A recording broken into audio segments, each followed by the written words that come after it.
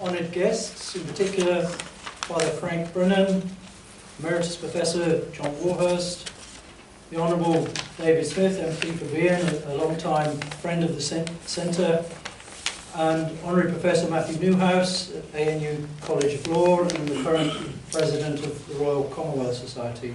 Ladies and gentlemen, you're very welcome this evening. First, I acknowledge the traditional owners of the land upon where we gather, and to all First Nations people around Australia. I pay my sincere respects to their elders past, present and emerging. We further pledge the Centre to do all we possibly can to enhance and support this reconciliation journey. Tonight's proceedings are straightforward. First, we'll have a launch of An Indigenous Voice to Parliament by Professor John Warhurst. Father Frank will then speak to us, which will be followed by a brief Q&A, including with cheese and wine and a discussion. So, bathrooms are out the door and to the right. And could I please ask you all to put your phones on mute.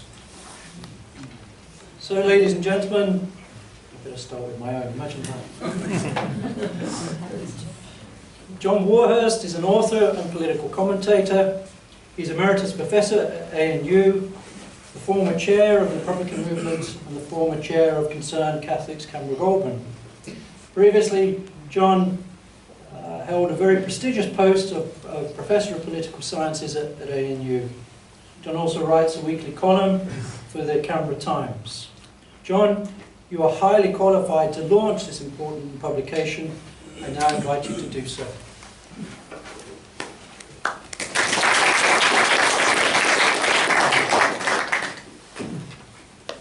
Thank you very much, Anthony. I also would like to pay my respects to Aboriginal elders past, present and emerging, and to acknowledge that we're meeting on Aboriginal land. It's my great honour to be asked to launch the first extended edition of this book. I suspect there might be others during the year. The title of which is drawn from Noel Pearson's call, I think, for a bridge to join all Australians in common cause. It's a guide, I think, to the referendum in the best sense. Some basics about the Constitution, some recent history, some discussion, some advocacy, and an introduction to the protagonists in their own words, and much more. I'm very conscious, actually, that my role this evening would be best performed by an Indigenous person, but I'm comfortable about being where I am. But I would like to make that point, because I think whose voice matters is important this year, and this is no ordinary referendum. I should also be upfront that I'm a Voice supporter, come what may. I'll be voting yes, and I'm a supporter of Yes 23, which is the Community Yes campaign. Frank Brennan, Father Frank Brennan, is a rare beast, simultaneously operating as a citizen at the highest levels and within the community of ordinary Australians like us. Frank, a white Jesuit, has every right to have a say on this matter. His book details his long involvement since 1982, when he was an advisor to the Queensland Catholic bishops on Indigenous matters. He's done the hard yards. He was made an AO in 1995 for services to Indigenous Australians, particularly as an advocate in the areas of law, social justice and reconciliation. I hope I'm not stealing your thunder. His 2015 book, No Small Change, The Road to Recognition for Indigenous Australia, is an important book. And he's been a member of high-level federal government committees appointed by various prime ministers, including in relation to The Voice. Frank's contribution, as you all know, I'm sure, is multifarious. Not just his book, but so much else, as far as The Voice is concerned. He's been making a submission today in Parliament House to the Joint Committee, and he's made many other submissions. He's written letters to political leaders, some of which are included in the revised edition. He's been lobbying in the halls of power. And yet, if you see the end piece to the book, it's no surprise to know that he has given many talks in parishes and schools during 2023, and that's going to continue. He advertises his services, if I could put it that way, as being happy to assist any local groups wanting to enhance their understanding of Indigenous constitutional recognition. Not a week goes by, and please take this as a compliment, Frank, in which you are not writing or talking about this subject. And I say that with great admiration. If I had to give a title for my talk tonight, a good one I think would be From Parliament House to Parish Halls. Frank writes as a rare insider and an outsider also in public discussion. I've also been struck in reading the book how very personal this is, and sometimes painful. At least that's my interpretation. And that struck me much more than I expected.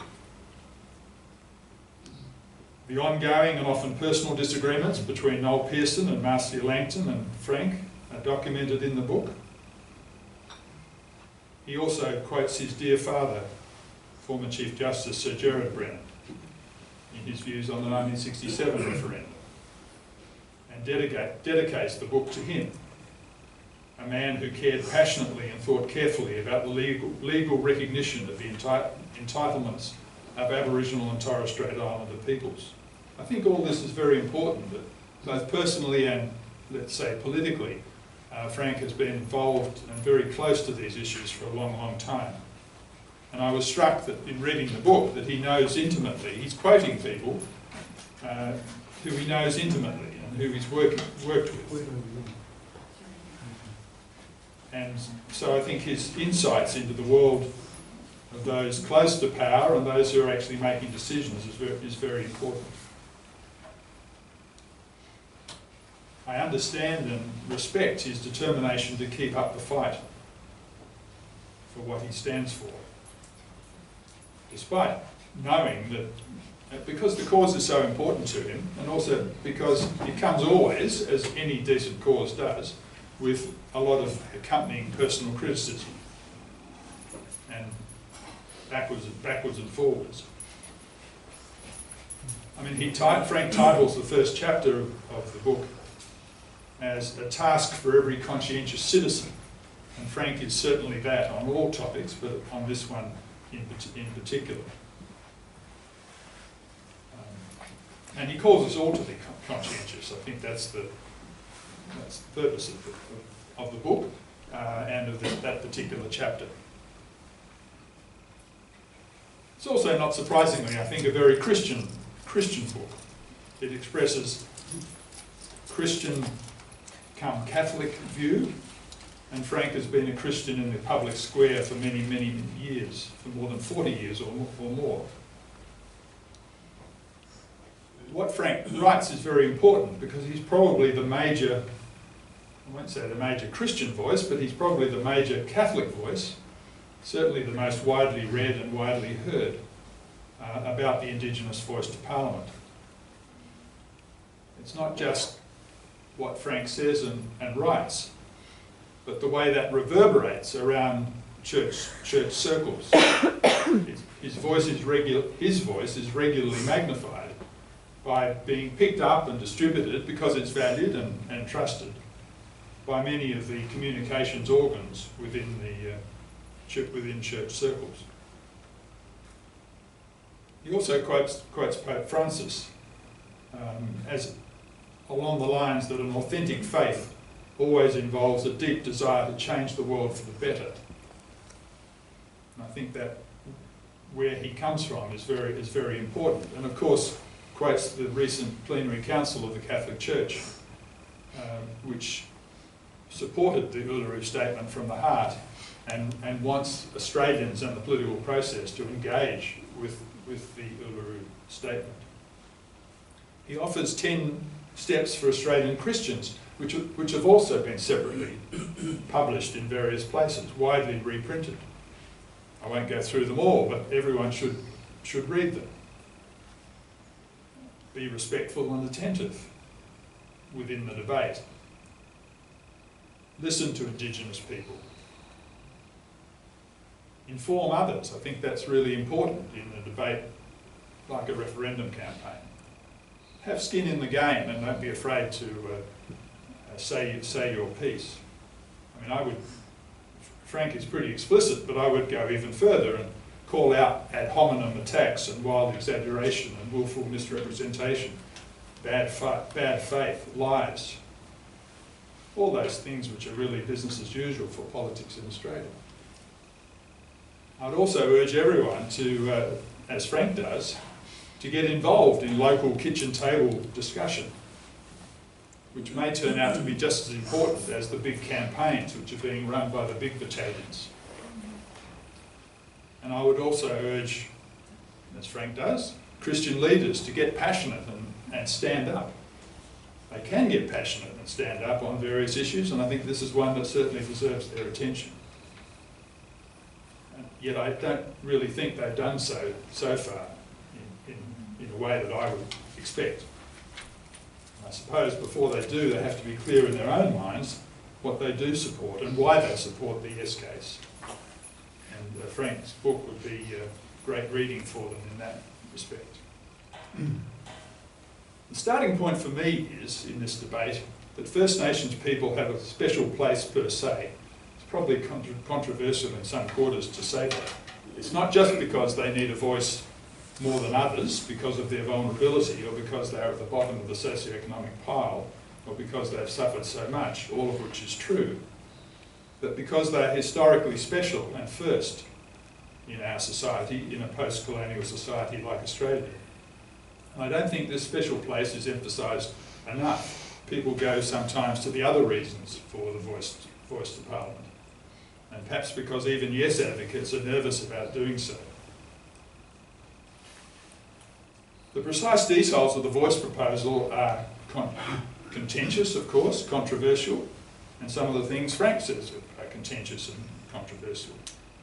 I think two things are at play here and run right through this book, and they must be distinguished in all our discussions. Often they're not, or not distinguished enough. First, what is right and appropriate as a voice to Parliament?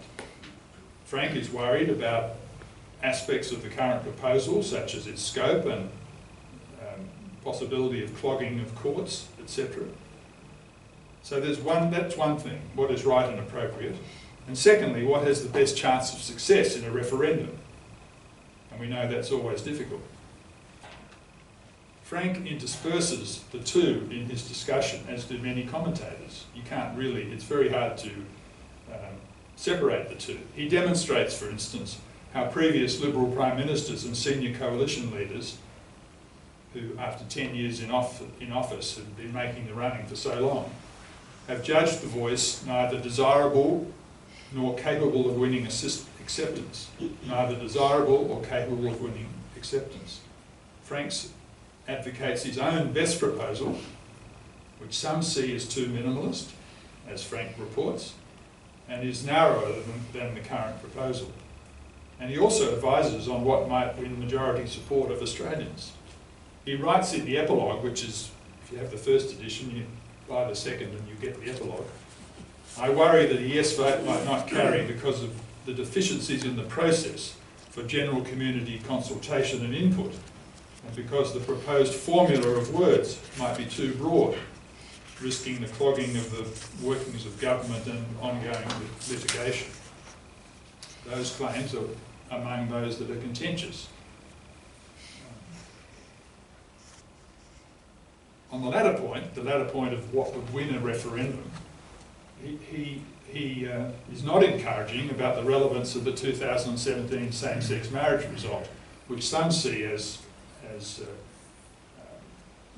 showing the possibilities for change in Australian society. He's also very strong on the need for political bipartisanship. The new epilogue is titled "The Failed Quest for Bipartisanship" on The Voice. He sees bipartisanship as many commentators do, as the basis for success, and he comes back again and again to the latter. He admits in his quest for bipartisanship that he thinks he has failed completely, and that his discussions with the government and with others like Julian Leeser, the former Shadow Minister for Indigenous Affairs, that there was no significant interest from either side, and that's sad to hear. I think we have to admit that the campaign is often running already, and this revised edition is a good attempt to keep up with events, and that's why I said we might need further revised editions. The previous edition was effectively finished in the writing sense in December of last year, and the pace of change, the pace of developments, makes life hard for activists and commentators alike. They must race to catch up. I think that the yes and no camps are pretty much fixed in stone, and that's something we need to take into account. Government versus opposition, yes versus no committees. There is a parliamentary joint committee, of course, and we've heard already about some of the things that happened today if we've been watching the press. A few individuals might change their positions, but I don't think the big camps will. Julian Leeser says he will vote yes, for instance, despite reservations. The tone of the campaign, I think, is worrying, that unlike the measured tone of this book, the tone of the whole public campaign has taken the low road, the predictable low road, I think. Now, who has been to blame for this? I would say the no case more than the yes case, but the yes case has not been free from blame either. Depends, I think, what you think is worse, whether ad hominem attacks,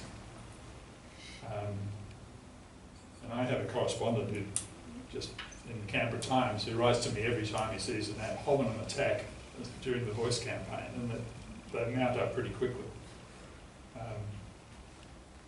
I worry, for instance, that Noel Pearson role with the Voice might turn out to be a bit like Paul Keating's on the Republic. That is a key role, an articulate driving force, one who energises the campaign, but ultimately perhaps someone who turns off some people when it comes to voting. I think there's been a lot of wild exaggeration.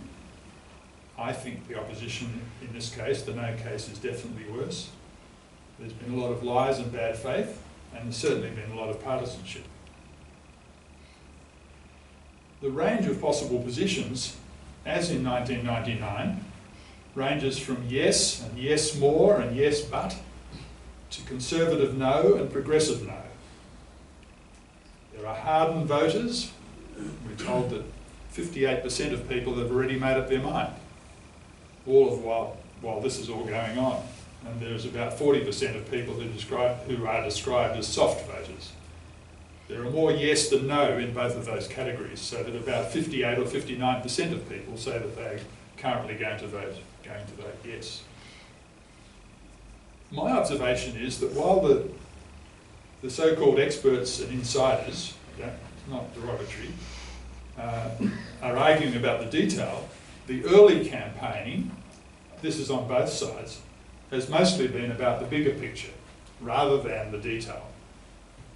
And I'm only going on what I've seen of the yes and no campaigns, but also to some extent on the chapter in this book, which gives lengthy quotes from some of the main campaigners for yes or no. It's a very valuable part of the book. With the yes campaigners asking for, well, reflecting on Indigenous possession, accepting the invitation from Indigenous people for the Voice, closing the gap perhaps in the biggest sense, and the no campaigners who are saying in advertisements that this is divisive, that it's racist, at least in the legal sense, so that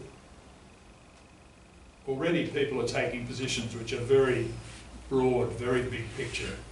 I think there will be some voters who perhaps vote on the detail of the question, but I think many more will vote because of entrenched positions and their view of the vibe, if you like, the broad yes or no position. Frank asks, well, puts a lot of faith in bipartisanship, and I would like there to be a lot more bipartisanship in Australian politics. And he blames, to some extent, both leaders for the lack of it. But I think that horse has bolted, basically. And it comes down to who's reading the room best. Are we still in a bipartisan world, for instance? Do other leaders like state premiers, Teals, Greens, Ken Wyatt, Julian Leeser, etc., matter more perhaps than the major political leaders? Will the younger generation outweigh the older generation as it did in the 2022 federal election? I think one of the startling facts about the 2022 federal election was that if only over 50s were voting, the government would have been returned. If under 50s were voting, it would have been a landslide towards the Labor government. There is a huge division in our Australian society at the moment as far as generations are concerned, and I think personally that the hope for the yes case will rest more on younger Australians than older ones. Then there's the persuasiveness of the campaigns. Albanese versus Dutton, Bernie versus Price. The government is very popular at the moment. Will that flow into a yes vote? The opposition is not. And we can go on and on like that. How much racism exists in the community? Are the Indigenous Australians as unloved as a people, as Noel Pearson argued in his Boyer lecture? Do enough Australians believe First Nations people deserve special constitutional treatment?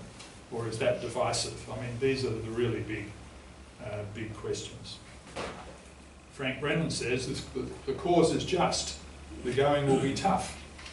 This book tries to make a contribution to the cause and to making the journey easier. In the in the revised edition, the epilogue finishes with the epitaph, "Poor fellow, my country." And to some extent that sums up, I think, not the theme of the book, but what is running through the book. There is a lot of sadness. Frank sees the campaign as being more messy and divisive than any of us would have hoped, and we're only up to the 1st of May. And that the tragedy that he is wanting to avoid is a no vote carried because of flaws in the process, resulting in a lack of time for real community engagement and for proper legal advice.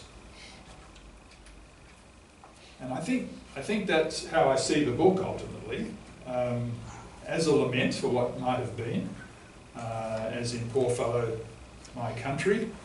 I had to Google Xavier Herbert, and that Poor Fellow, My Country is a lament for the Australia that Herbert thought could have been, an Australia that could reconcile the dispossession of its Indigenous people and throw off its colonial apron strings. I think essentially what Frank is asking for and wishing for, and I'm right with him on this, is a process for the referendum of a considerably higher quality than our country manages usually when we conduct our business as usual.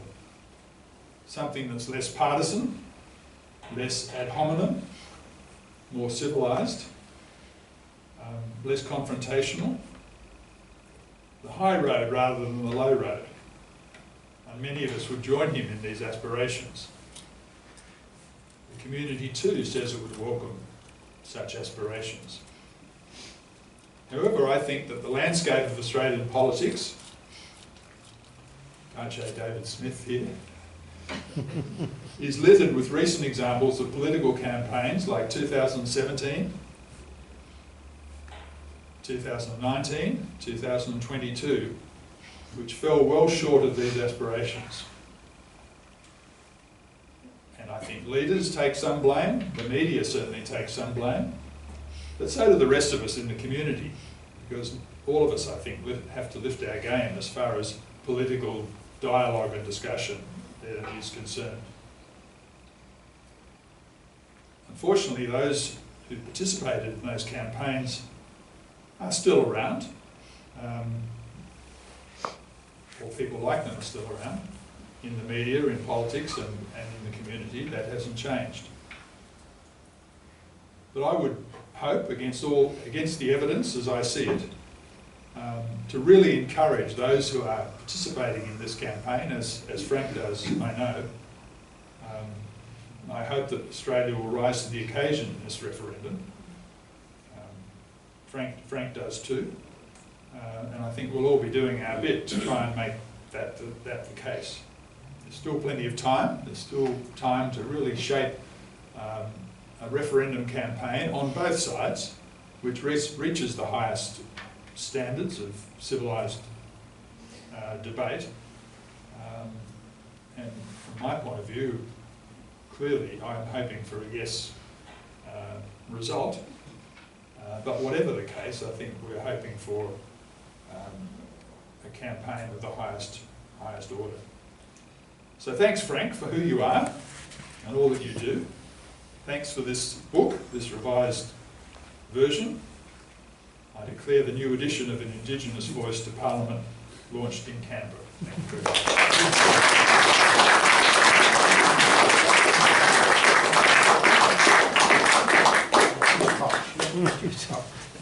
1 minute. Oh, thank you. Well, thank you, John, for that very nuanced and balanced, considered and insightful launch of this book. We're very grateful.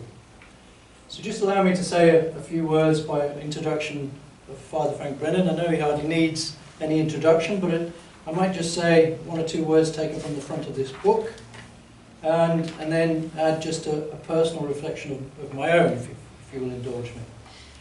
So Father Frank is described both as a meddling priest and a national treasure.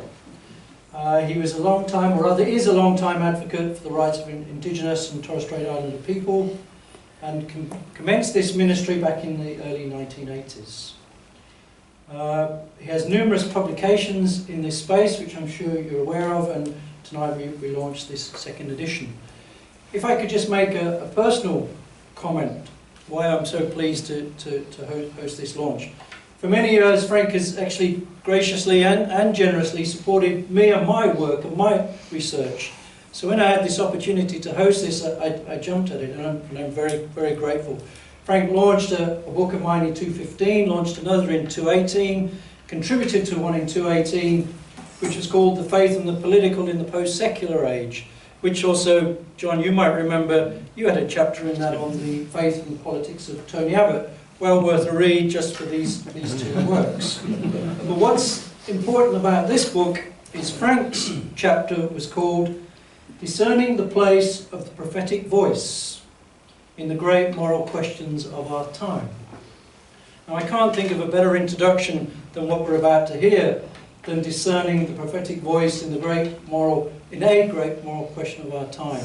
So, ladies and gentlemen, please welcome a national treasure, Father Frank Brennan.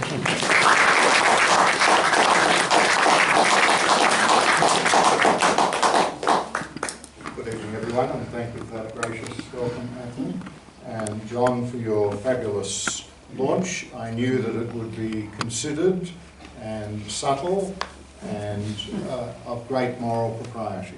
And on all fronts has more than done that. So I join with you in honouring the traditional owners of the land on which we meet. And I'm delighted as an ambassador, I think, of the Australian Centre for Christianity and Culture to be here this evening for the launch of the revised edition of the book. You'll be pleased to know I will spare you the boring legal detail of contestation about ministers of state and executive government, etc. But if you want to discuss those in question time, I'll be more than delighted to do so. I was giving a talk in Brisbane last Thursday night at St Ignatius Church, Toowong in Brisbane. And I was last living there in 1982 as a young Jesuit scholastic in training. And I was appointed at that time as the advisor to the Queensland Catholic bishops on Aboriginal affairs. Shows how much times have changed. That was because Queensland was going to host the Commonwealth Games, and the church leaders, Anglican, Uniting, Catholic, had had a difficult time with the then Premier Sir J. Bjelke-Petersen. And so they wanted someone who could come, who could spend the year travelling around various Aboriginal communities and finding out what the situation was. So I had the enormous privilege, it may seem like ancient history now, but I travelled all year to the remotest Aboriginal communities in Queensland, and I befriended and worked closely with the chairs and deputy chairs of every community council in Queensland. They had never been able to meet before except under the auspices of the Queensland Government. And in the end, we hosted a meeting of these key Aboriginal leaders on Palm Island Reserve in Queensland. It was funded completely by the church leaders, I convinced them, and we brought in a stenographer from the mainland, and we took a full record of the proceedings and published what the people were saying about life on the Aboriginal communities. And then, you might remember, great feisty ABC journalists at the time, like Maxine McHugh and Jane Singleton. They were very interested, flew in a light plane, and actually these Aboriginal leaders, for the first time ever, went to air nationally and expressed what their aspirations were. And as I said the other night, when I look back on it, what were we looking for? We were looking for the Indigenous voice. We wanted to hear the Indigenous voice nationally and internationally. We didn't want it mediated through the well-meaning white fellow like myself, or, you know, the urban-based Aboriginal organisation which might have its own views on things. We wanted local voices which could be heard on national and international level. At the end of the night, a fellow came up to me, said he was now a retired teacher, showed me how old I was getting. He said, I was a young teacher at Weipa in 1981. I remember Deirdre Gilbert. And I thought, oh my God. One of my first briefs as a young barrister was as the junior counsel to Des Sturgis, who was the leading criminal barrister in Queensland, to defend a young Aboriginal man by the name of Alwyn Peter, who had killed his lady friend Deirdre Gilbert. It was an unsensational case in the sense that it was the 15th such homicide on Aboriginal reserves in Queensland in 3 years. It was the highest homicide rate recorded amongst any ghetto group in the Western world. And Sturgis decided that we would run a defence of diminished responsibility given the living conditions on these Aboriginal reserves. And we called every leading expert in the country, including the great W.E.H. Stanner here in Canberra.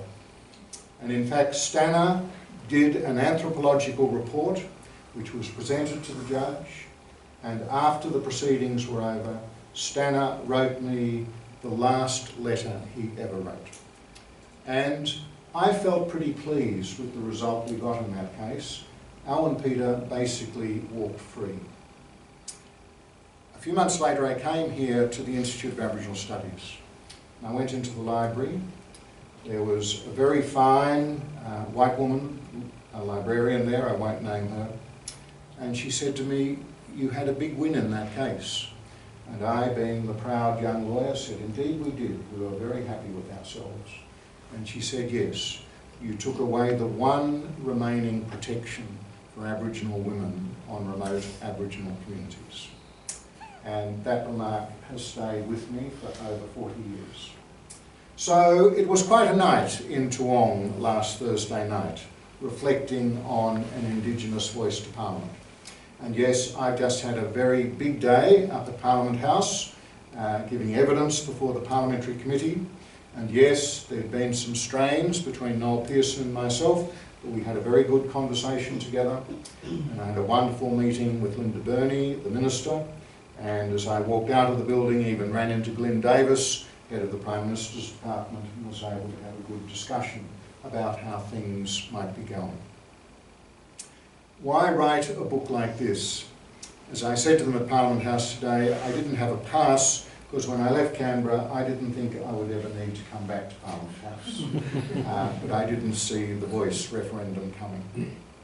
I wasn't going to get too involved, but on the 1st of December, when it was announced by the government that they were not going to distribute the traditional yes-no pamphlet because we now live in a digital age, I saw red.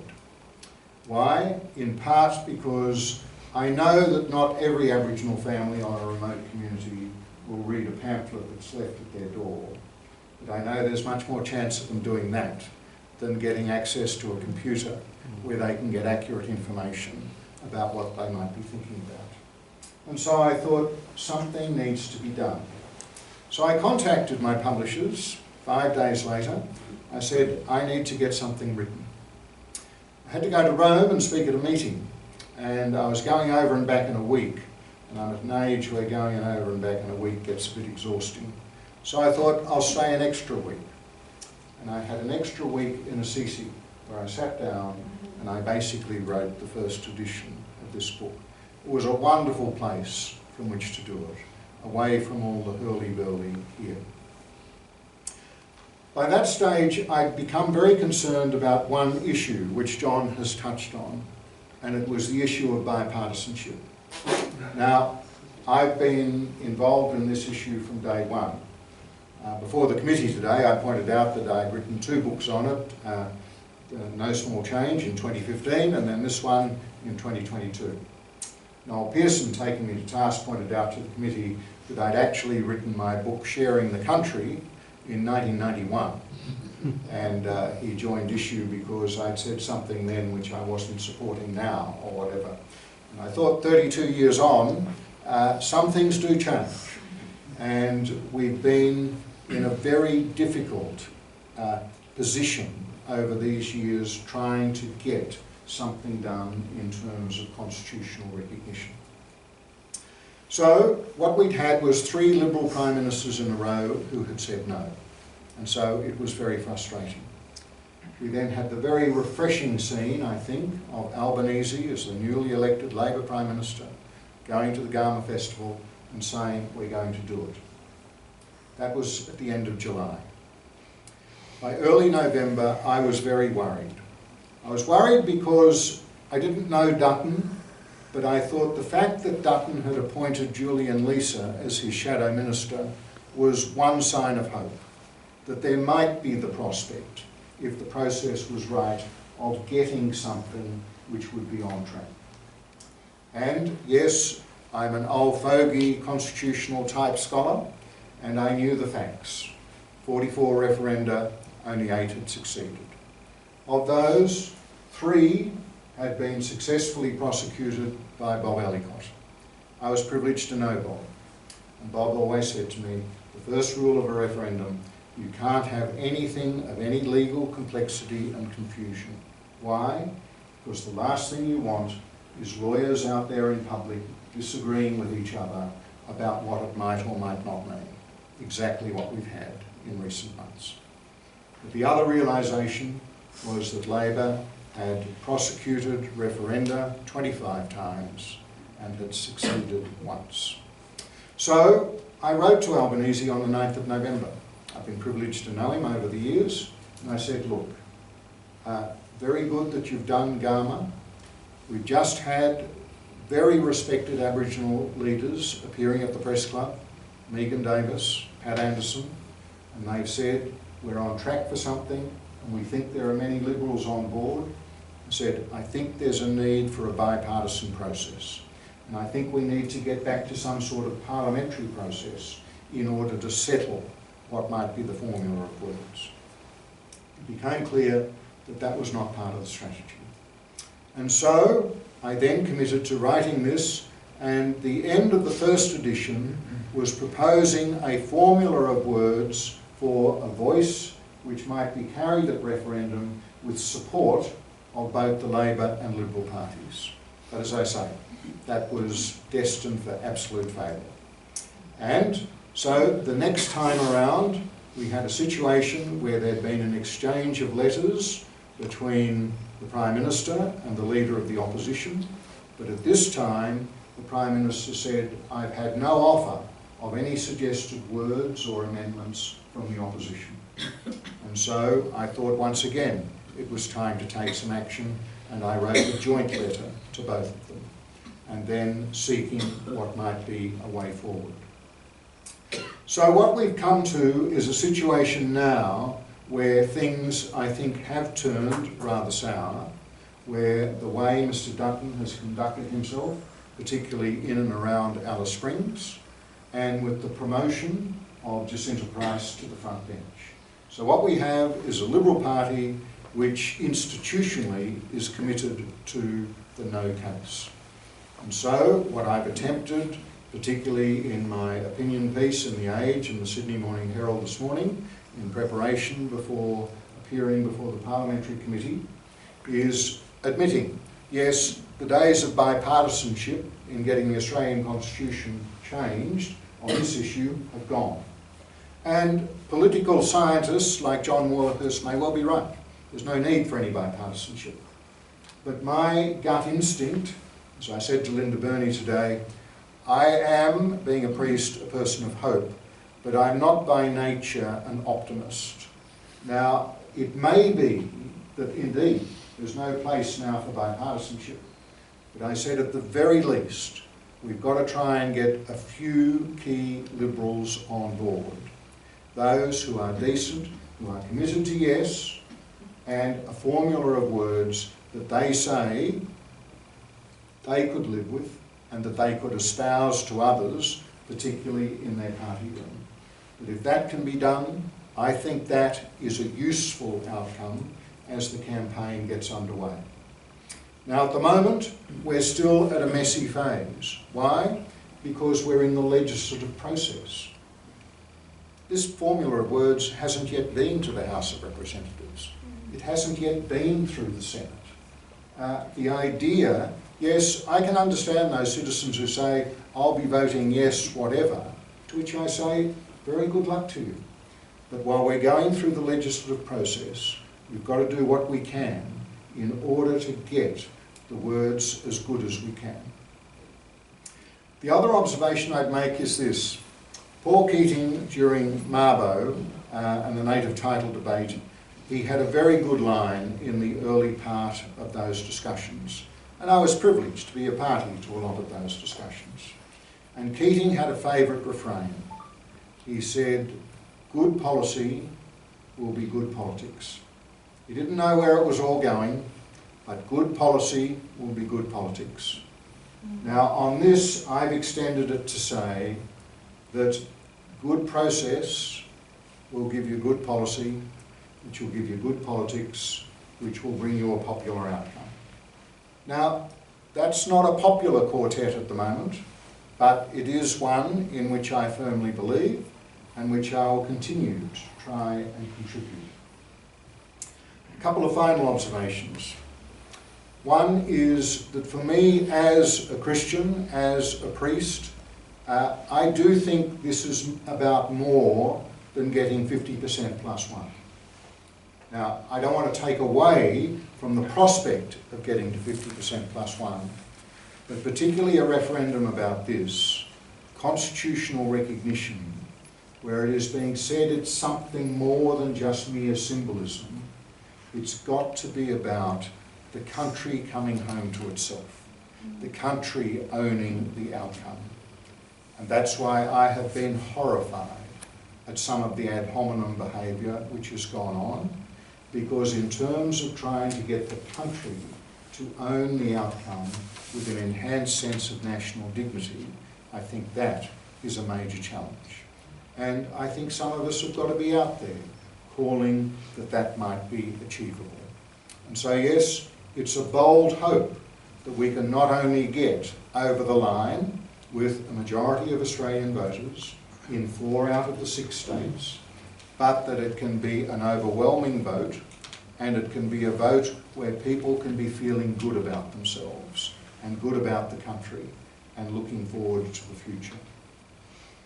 I think what we're seeing at the moment is that yes, as I go around the country, and I was saying this to Minister Burney today, every audience I address falls into 3 different groups.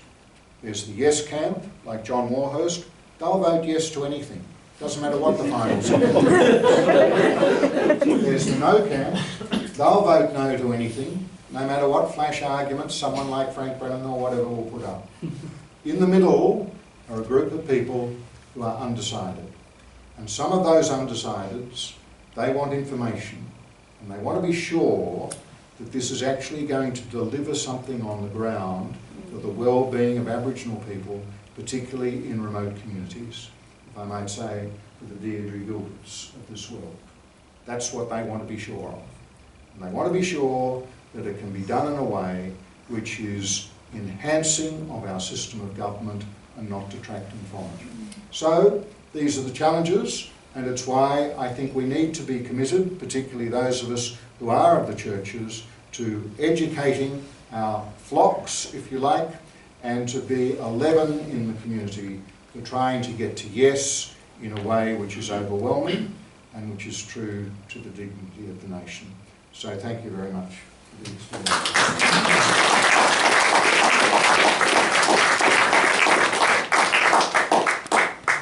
And I'm happy to take any questions, including, I know Toby here wants to ask me about some constitutional provisions. Thank you. So, ladies and gentlemen, the rules of the game are these. So, we will invite a comment, which can go for no longer than 50 seconds or a minute at max. If I feel you're going over the minute, then I'll give you the finger, which means please sit down, or a question. And so a question or a comment, please let me know which you would like, and we can address it to both Frank and John. So who'd like to begin? Thanks, Tim. So my name's Tim Watson. For the last 3 months now, I've been the Director of Youth Ministry at the ACC&C, which is an interesting role to be in, and of course it's part-time, very part-time. I'm not Australian yet, so I can't vote. I've got one question for information. What is the percentage of Australian voters in this referendum under 30? Do you happen to know or have a rough idea? And the second question is, how can the people in this room, many of them are over 30, deploy our resources and our wisdom to help people under 30, particularly in the churches, engage with this in the most positive way possible? David, you might know. I would think under 30 might be 35 or 40% of that in that order, and I think you get to about half of the voters before you get to 50. And I guess a lot of younger people don't vote as much as older people in Australia do. Or is it compulsory? With compulsory voting, of course that makes a big it's difference. true that well, there's variations, but it's fairly even across the board. It's a question of who's enrolled to vote, and particularly, Dave would know this, the very younger cohort, 18 to 20. Sorry, would you mind using the mic? Some people can't hear you. Okay. Thank you. Just press the red button. Sorry. I never would have found that. I was just making the point that until we get to about the age of 23 or 24, the numbers are a bit lower, but that's because it takes a while for many young people to get enrolled to vote.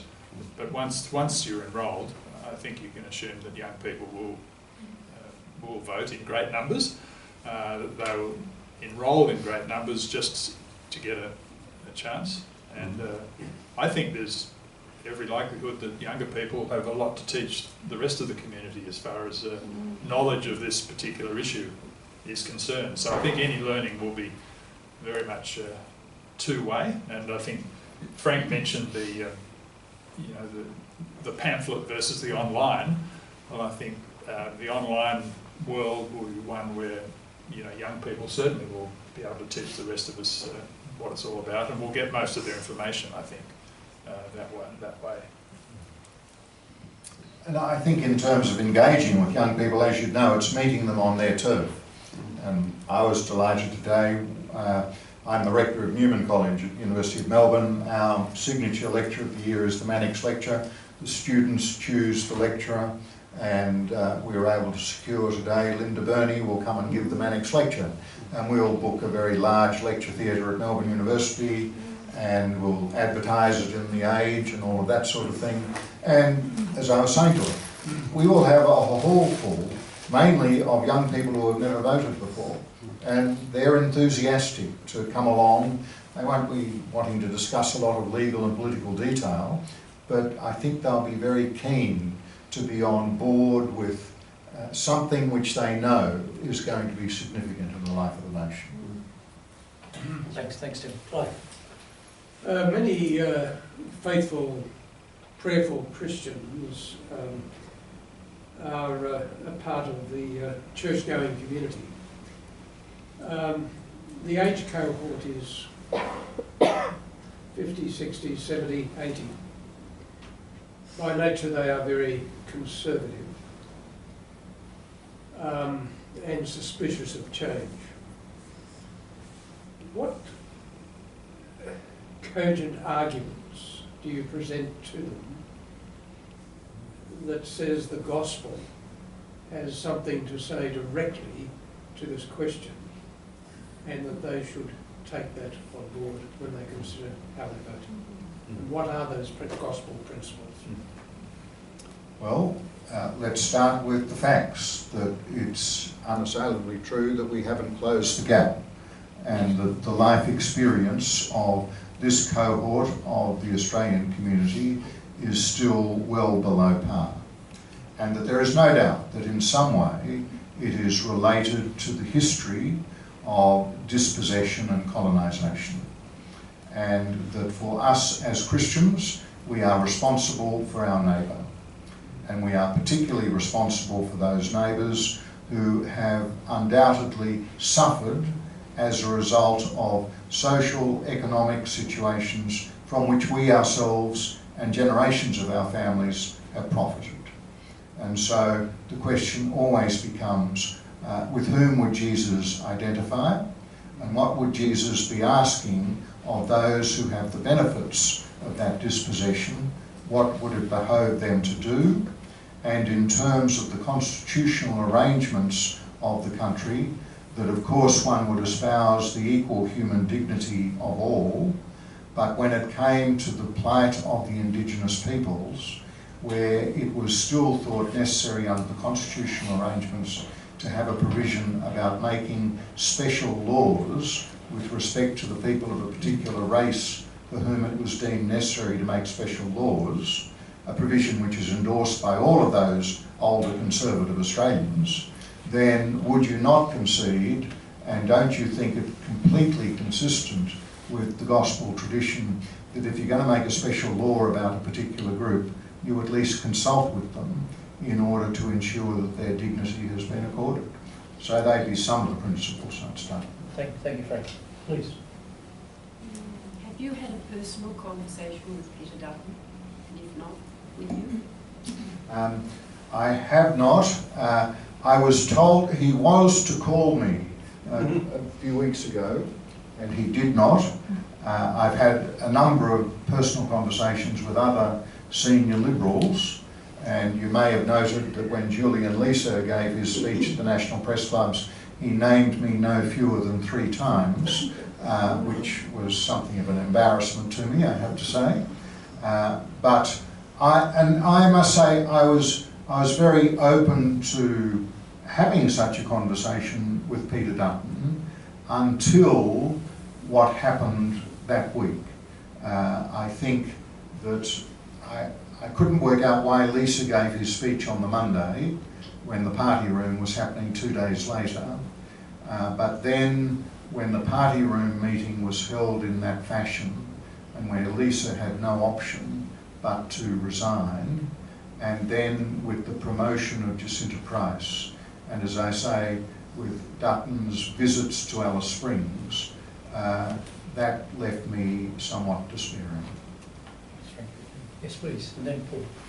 I was involved in the 67 referendum. It was about the first thing I ever voted on. But we were very big on the fact that there were laws being made in respect of Aborigines. It took a long, long time to realise that it wasn't necessarily to their benefit. Is there any sort of tailing effect on that in this referendum? Well, there is, and I will trespass slightly into a lot of the legal convoluted stuff that's been going on, but you've invited it. You're quite right that the 1967 referendum, I mean, to quote my father and Bill Dean in famous High Court decisions, the 1967 referendum was an affirmation of the will of the Australian people that the odious policies of oppression and neglect be put at an end, and that there was a need for laws to mitigate the effects of past barbarism. But if you actually look at the history of what went on in 1967, you may be old enough to recall this. The previous Prime Minister was one Robert Gordon Menzies. Now, whatever you think about Menzies, he was a very good constitutional scholar. Menzies was always antipathetic to the idea of what ultimately became the 1967 referendum. And he was right in terms of constitutional theory. He said, 5126 presently reads, the Commonwealth can make laws with respect to the people of any race other than the Aboriginal people, for whom it's deemed necessary to make special laws. That provision, put in by our founding fathers, and they were all men in the 19th century, was a provision not envisaging making benign laws about people of a particular race. They had in mind the Chinese on the mining fields and the South Sea Islanders on the cane fields. There was no such notion as Australian citizenship in those days, but these people might be becoming British subjects. And our founding father says, even if they become British subjects, we still want to be able to make laws which can confine them in ways which we, the government of the day, determine as necessary. So, by taking out the words of exception, yes, it was being said, this is allowing the Parliament to make good laws for Aboriginal people. Menzies said, well, you might be able to make good laws, but the primary intention of the provision was that you could be making bad laws about these people. Now, 1967 was carried overwhelmingly. We all saw it as a positive thing until the Hindmarsh Island Bridge case, where Aboriginal people said, we think this law is bad news for us. Where the High Court quite properly said, no, this is a law under section 5126. The Commonwealth Parliament has power to make laws with respect to people of a particular race for whom it's deemed necessary to make special laws. Now, I think it might have gone to air even on the radio this afternoon. I had a sort of open Dorothy Dixer asked of me at the end of the parliamentary sitting today and saying, well, what would you actually want in the Constitution? And I said to them, I said, it's in my submission. I said, we've got to admit, whatever you think of the benefits of the process of what's now been done, the Australian Constitution, whether or not this referendum carried, the Australian Constitution will be a dog's breakfast. We're still going to have section 25 in there, which mentions people of a particular race in a most racially discriminatory way. We're still going to have 5126 in there, which mentions people of a particular race for whom it's deemed necessary to make special laws. And we're still not going to have a full-blown acknowledgement of the reality of Aboriginal history, present reality, future aspirations, as was contained in the Aboriginal and Torres Strait Islander Recognition Act of 2013, carried unanimously by the Australian Parliament. So all of that is going to play itself out in years to come. But the further point in relation to the 67 referendum, and it's why I have been rabbiting on about executive government, etc. The government quite rightly has trotted out the world's leading experts on the Australian Constitution to say, don't worry, even though it says the voice can make representations to public servants, there'll be no need whatever for the public servants to tell the voice that they're making decisions about which people might want to make representations. Now, I honestly think that's not right. If you're talking about a constitutional provision, it should be honest, it should be straight. And over time, I have no doubt that the High Court will say ultimately that if there is a constitutional entity with a constitutional entitlement to make representations to public servants, then you public servants, you need to open your doors, you need to give them information, and they need to have sufficient information so that they can make a considered representation to you, other than this trite symbolism which is presently being spoken about. But you won't hear me saying too much of that publicly. So, Paul and Frank, I was just interested in your comments about getting a form of words that may move some Liberals. My understanding of for example, the Federal Parliamentary Liberal Party is that those who have already taken a position have spoken out, and at the most there are 3, maybe 4 who may be willing to speak out, but the room is overwhelmingly against anything. In terms of the broad Liberal Party, we now see that the Liberal Party in opposition at the state level is sitting on the fence, wondering which way to go. The one Liberal Premier, Rockcliffe, has come out in favour of it. So I'm just inclined to think, as someone put to me recently, that they're not sure to think that lawyers at 21 paces is the answer or the solution to whether this is going to get up or down. So on what do you base your hope that if you get the form of words that you think are better, that this will convince enough Conservatives to suddenly vote yes? Well, I think precisely the point you've just highlighted. Yep, in the Federal Party room at the moment, there are lots of people who are just locked into no. But what they're getting at state levels is, we want conscience votes. And we want to be able to be out there saying yes. Now, I think more of that's going to percolate into the Federal Party room. And my hope is, with this parliamentary committee at the moment, Bragg is a member of that parliamentary committee. If he puts his name to something which he says he's prepared to support, not only saying I'll vote yes in the referendum, but here's a formula of words that I'm prepared to support, I think that could have some trickle-down effect within the party room. Can I have one follow-up on that? Sure. One of the difficulties is that Albanese, has been criticised for process, but Albanese wanted to make the black fellas front and centre, sure. And that's why and don't forget, he only came to government after 10 years of it being put on the long finger, so he left it to the special group of Aboriginal experts, to come up with what they came up with as their interpretation of the Uluru State, what the Uluru Statement was about. So from that point of view, I'm disinclined to think that process is the problem here.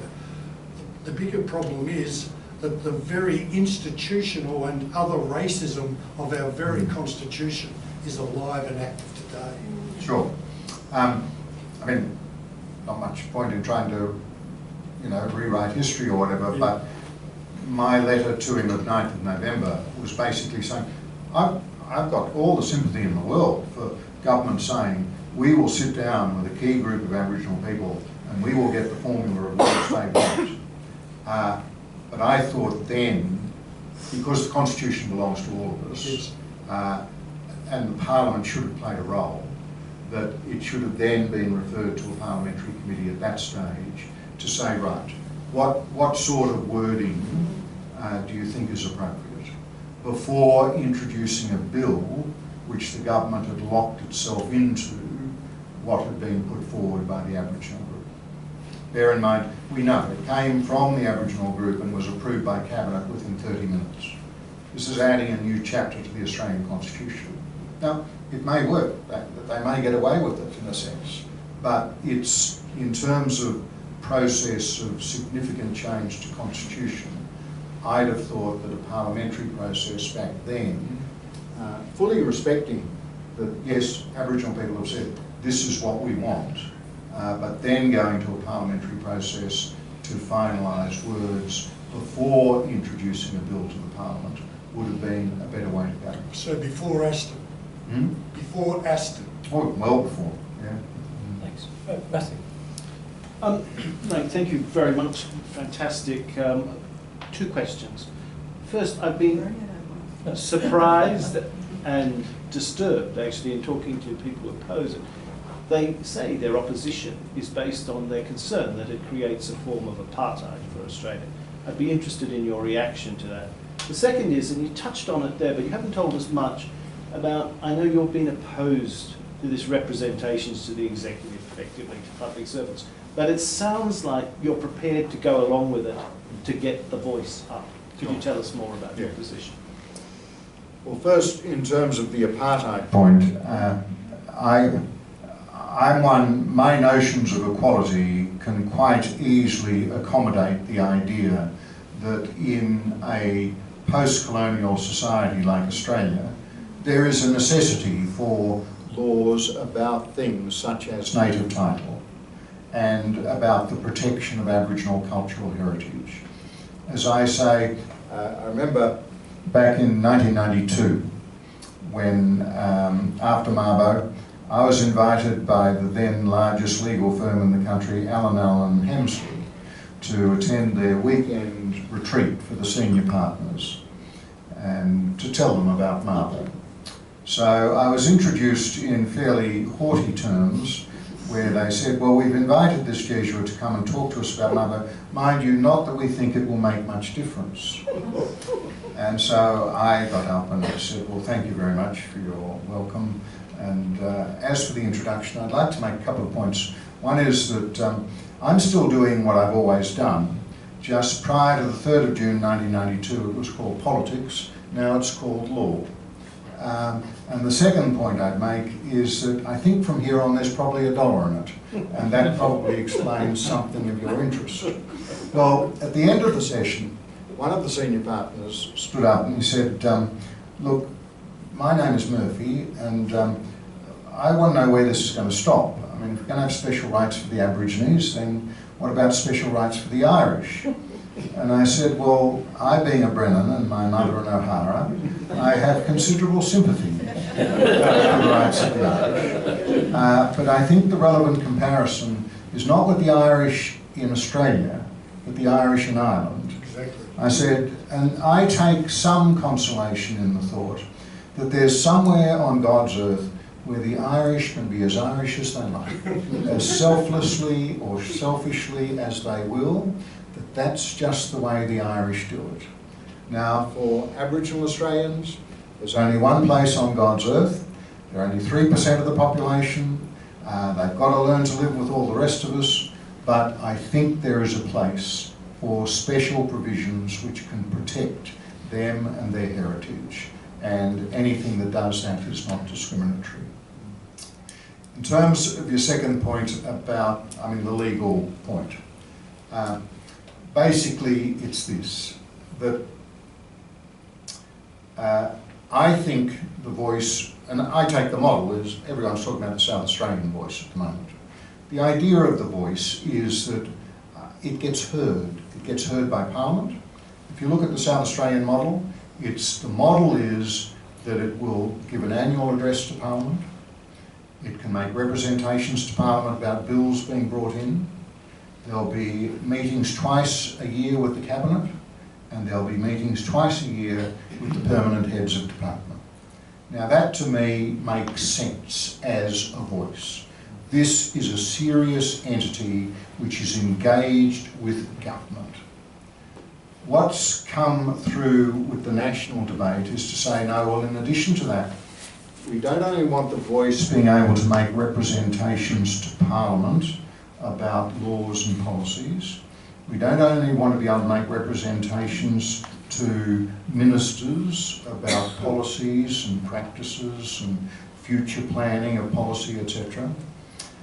We don't only want to be able to make representations to public servants as they're making representations to the minister about what future policies might be, but we want to be able to make representations to public servants when they're making routine administrative decisions which impact on Aboriginal and Torres Strait Islander people.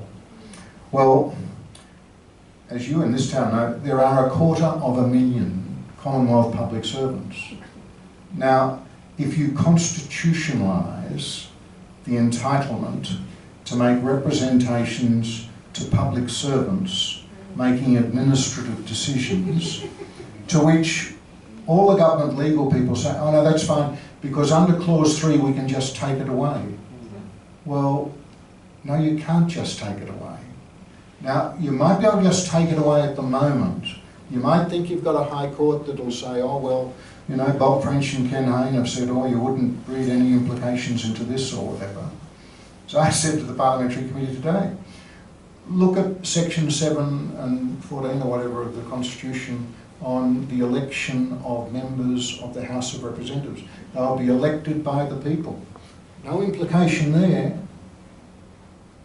If you dared to suggest 40 years ago, 50 years ago, 60 years ago, that the High Court in the Longy decision would say, that provision, in order for the people to exercise that entitlement, they need to have information available to them about alternative candidates. Therefore, we need to wind back the law of defamation and we need to ensure freedom of speech. Well, if that goes for that provision, what about the provision when in 20, 30, 40 years' time you set up, you say, well, and you can hear Brett Walker putting it before the High Court, this is a sacred constitutional entity which has a constitutional entitlement to make representations to public servants. And we're here to say that though back then they said, oh, a public servant wouldn't be allowed to block his ears, but they could shut the door and not let you into the building, that if they weren't allowed to block their ears, they shouldn't be allowed to lock the door and block the building either. They should be in a position where they provide sufficient information for the voice to be able to make a credible representation. Now, that, I think, that part of it should be dealt with only by legislation, which is clause 3, not clause 2. So that's the elaborate argument. But, you know, I'm quite willing to accept, having put it forward in good conscience, I'm quite happy then to sit back and say, well, whatever it is, and yes, as I said today, you know, they were keen to get me to say, well, are you going to be voting yes? Well, yes, I will be voting yes in the referendum, but the more relevant question for me is whether or not we can get it right in terms of getting more people on board, but also getting it right for the sake of a constitution which will work properly and which will not undermine what you really want out of the voice. And my final point on this with this, I would fervently hope the voice won't be much interested in making representations to public servants on administrative decisions. But if they are, and if the government was ever foolish enough to resource it, what we'll end up with is, yes, a voice of 24 members, but with another bureaucracy underneath it to deal with the Commonwealth bureaucracy, as one bureaucracy questions another bureaucracy about representations on administrative decisions, which will do nothing for the Deirdre Gilberts of this world that I spoke of. And that's why I think the constitutional aspect of it should be like the South Australian model. You know, what we want is a strong voice to Parliament, to ministers, to the heads of government departments. Time just for one more question. Just a quick question, I think, but in terms of the process, am I right that it's you have to have a majority of votes in a majority of states? Yes, in 4 of the 6 so states. what happens to people like us sitting in this room? Yes, well I was talking in Darwin the other day and I had to deliver them the bad news that yes, you do need a supermajority, so in one sense, because I now live in Victoria, my vote counts twice, both for the overall majority and then is it one of the 4 of the 6 states. So you in the ACT, your vote counts for the overall majority, but it doesn't count or reckon when it comes to determining the majority of states. That's good, please. But given that the polls are showing the ACT will vote yes, strongly vote yes, Sure. the chances are the Territory will as well. Or, No? well, I wouldn't be, no, I wouldn't be. Okay. I'd be far more confident the ACT would vote yes Right. than the Northern Territory voting yes. But our votes, as you say, you basically get double the vote. Ours is Thanks. I think I might, with your permission, just draw the evening to an end. So, some thank yous first. Thank you to Sarah Stitt and Laura Bartley and my colleague Liz Giacomo for organising the evening, the catering, the promotion, the room. So, if you wouldn't just mind, a quick thank you to them.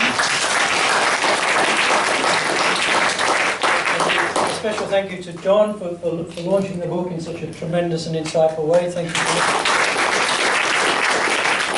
And then finally to our author, our esteemed author, I think one of the things that I'll take home from this was Frank saying, the country's coming home to itself. And that will stay with me, Frank. And I think, and I pray too, that this is a first important step of the country coming home to itself. So thank you very much.